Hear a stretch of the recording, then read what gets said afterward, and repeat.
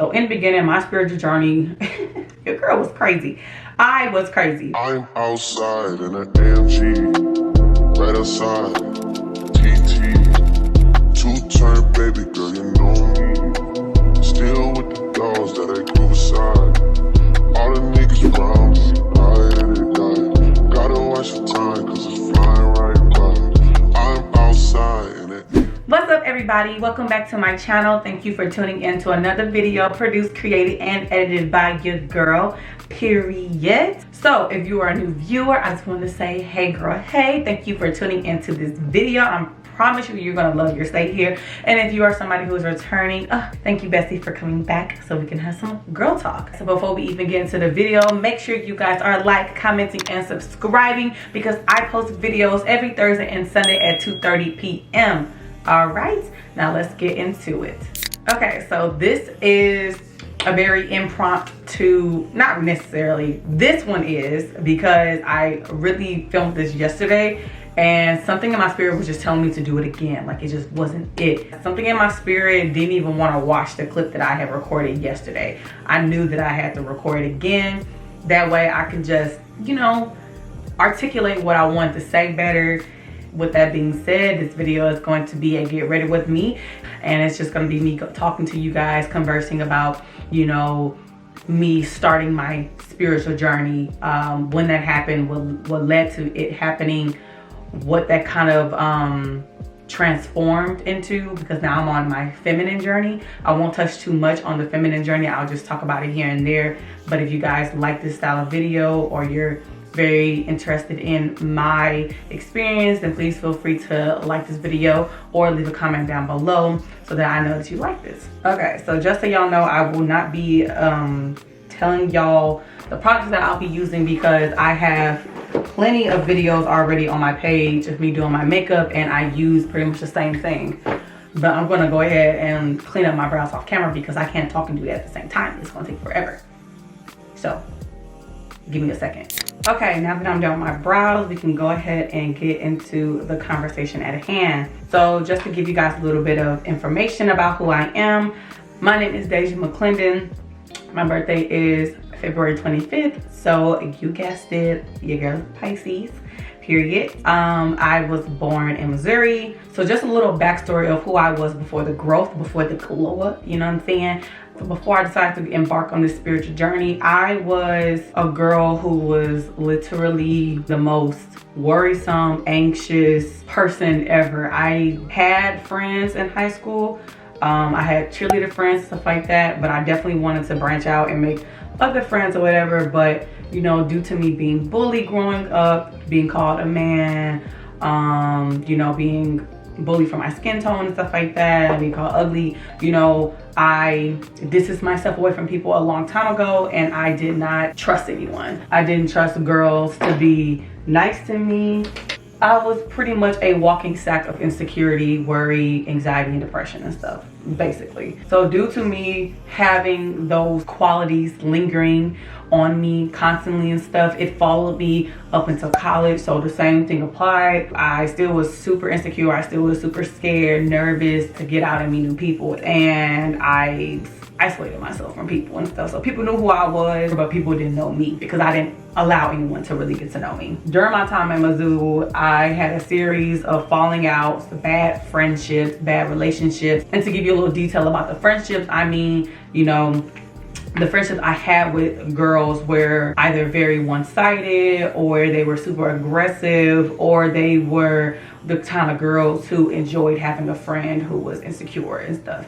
Meaning I was the butt of the joke a lot of the time. I was the punching bag. I was the one they was making jokes about. A lot of the one-sided friendships I had were me being friends with girls and them not really being the friend that I needed them to. Meaning if their car was to break down on the side of the road, I would drop everything and go pick them up and stuff. But I couldn't expect the same thing from them because, you know, they would either lie about where they were going because they didn't want me to come, or, you know, something like that. And literally my entire life has been nothing but like kind of trauma, anxiety, and not trusting people and having really sour relationships with individuals and stuff.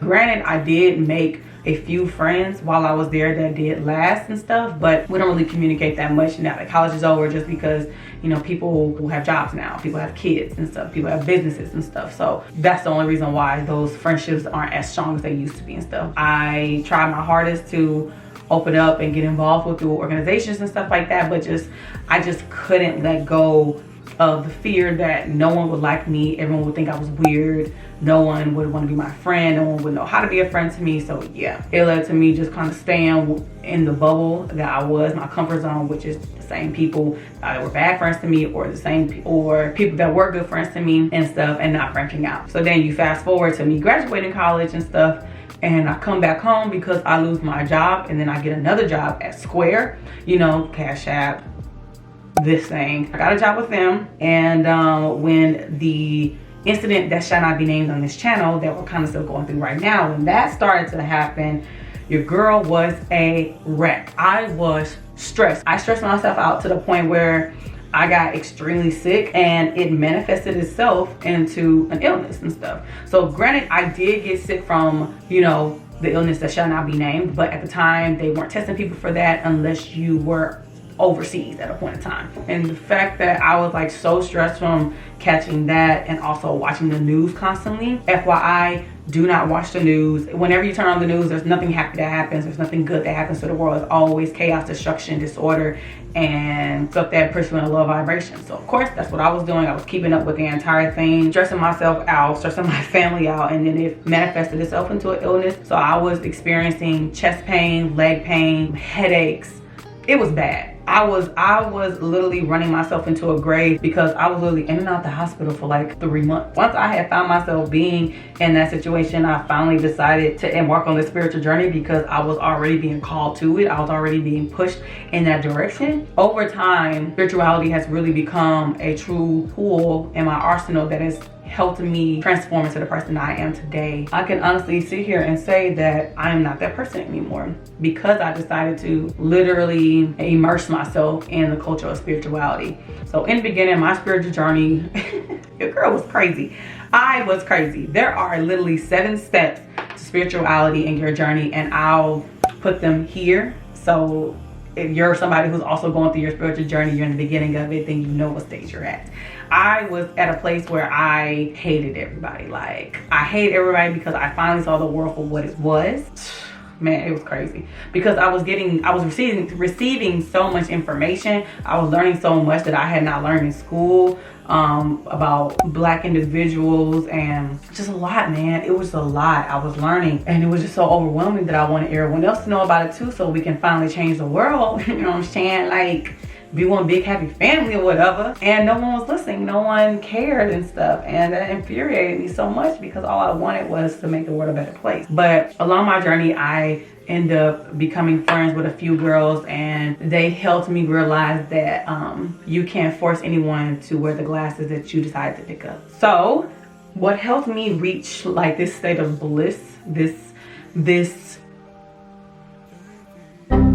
I guess you can commonly say, yeah, bliss. Like, that's all I can really say. I'm just living now. The way I got to this point was by forming friendships with individuals who thought like me, and who I can learn from, and who I can learn with.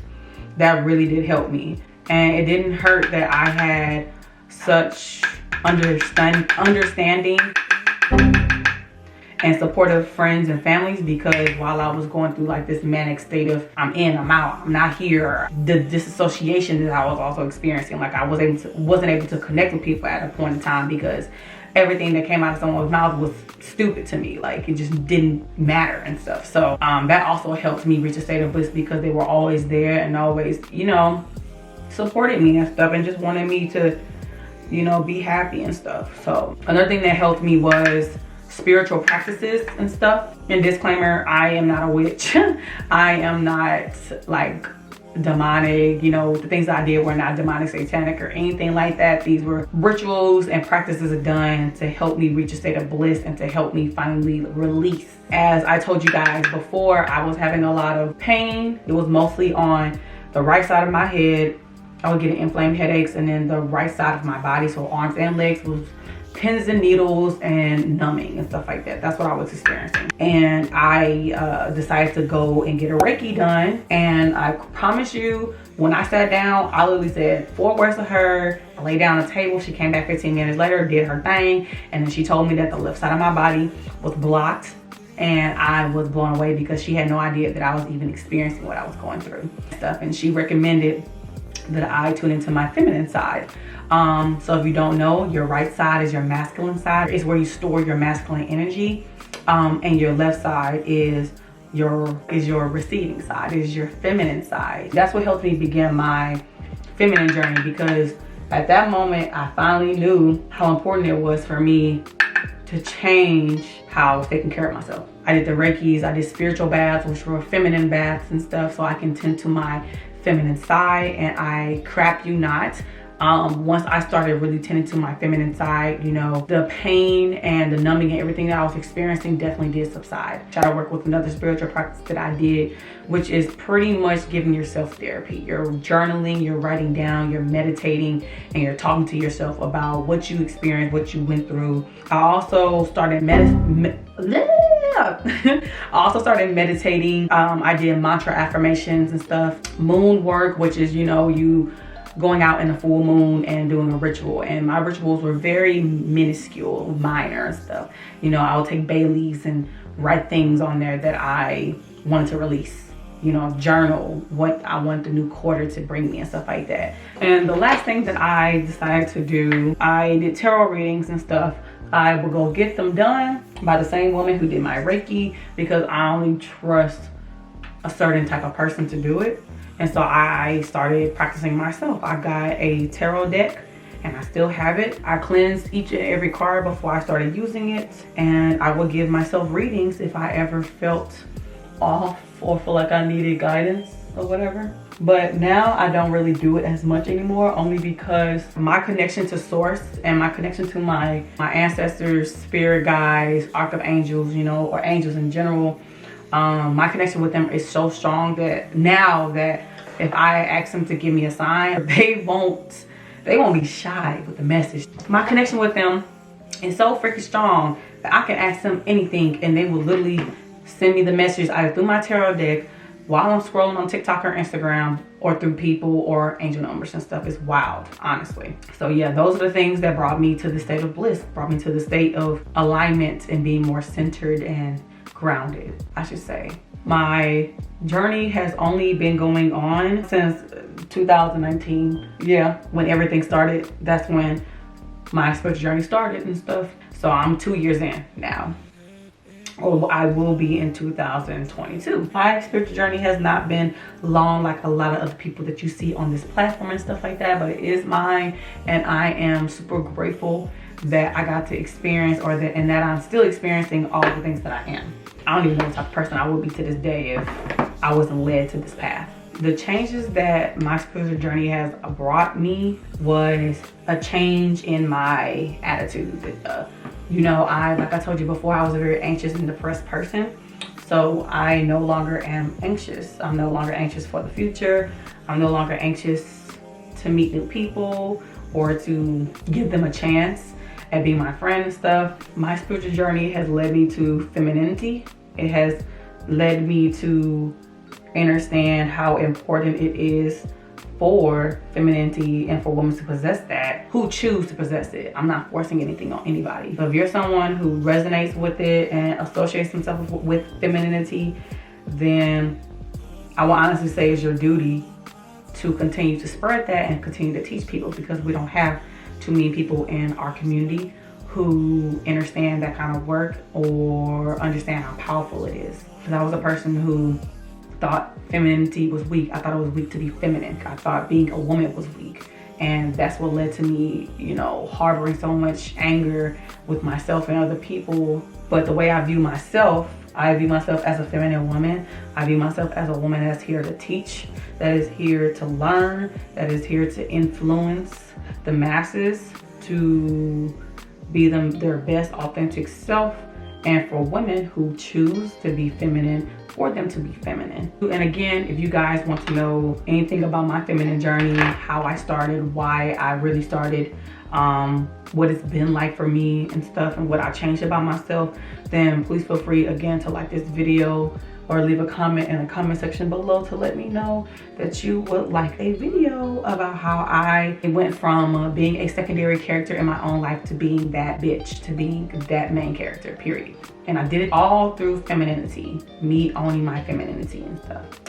So since I am on my spiritual journey, what I really hope to gain out of this entire experience is enlightenment, pure enlightenment, to be honest, and fulfillment. I want to be fulfilled in life. I want to teach, I want to learn, and I want to do my part to change the world or to help people and stuff. I also want to bring more clarity and within my own life, understand who I am, you know, on more than just a surface level, on more than just my sign, my rising, and my, you know, moon sign and stuff like that. I want to know who I am. That's my goal.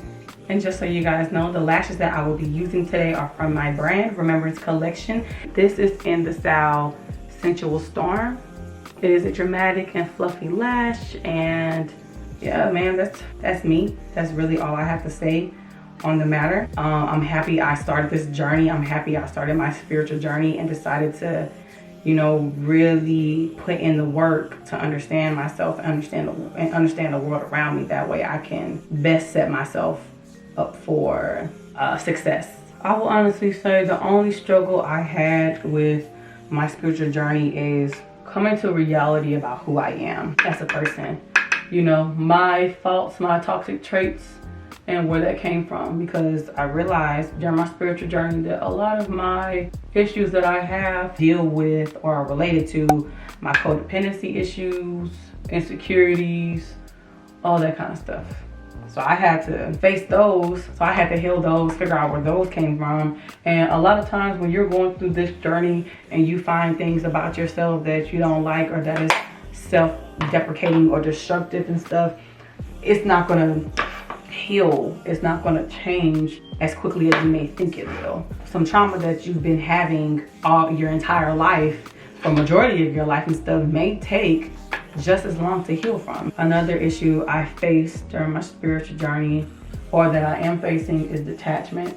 Is detachment. You know, detaching myself from individuals, not feeling like I have to stay with someone or around someone just because they knew me for a long time or they were with me at my lowest point and stuff like that. So yeah, detachment has also been a huge thing that I've had to learn how to do. I had to detach myself from, you know, the person I was before. I have to detach myself from old habits that I used to think were serving me but are no longer serving me anymore. I had to detach myself from a lot of things, to be honest, just to have some mental clarity, because I promise you the hardest thing you will ever have to go through on your spiritual journey is leaving people behind, letting friendships die, you know, ending relationships, walking away or not associating yourself with certain family members because they don't respect you or respect what you decide to do with your life and stuff. And another scary thing about starting your spiritual journey is now realizing that you have to rely on just yourself. But ultimately, when you are really trying to dive in and figure out what's going on with you, the direction you need to be going in life, you know, it all has to do with you. And that can be scary sometimes. It can be scary to trust yourself and trust that you know what you're doing, even if you don't know what you're doing and stuff. Because we're so used to someone telling us what to do, how to think, how to act, and what to do with like our careers and work and stuff. You know, we're used to being on a schedule and being like in a student position all the time, even though you have a leadership quality within yourself and stuff. So, well, that is the end of my video. Thank you guys so much for tuning in and sitting with me to discuss why I turned spiritual, why I started my spiritual journey and stuff. I really appreciate it, and I really hope to do a lot more videos like this in the near future and stuff. So if you guys liked it and you made it all the way to the end, please make sure you guys are like, commenting, and subscribing. And while you're there, you might as well click a bell notification button, because I post every Thursday and Sunday at 2:30 p.m. and you do not want to miss any of the content that I bring to this platform. You just don't, sis. You just really don't. Thank you guys again, and see you next time. Bye. TT, two-turn baby girl, you know me. Still with the dogs that I grew beside. All the niggas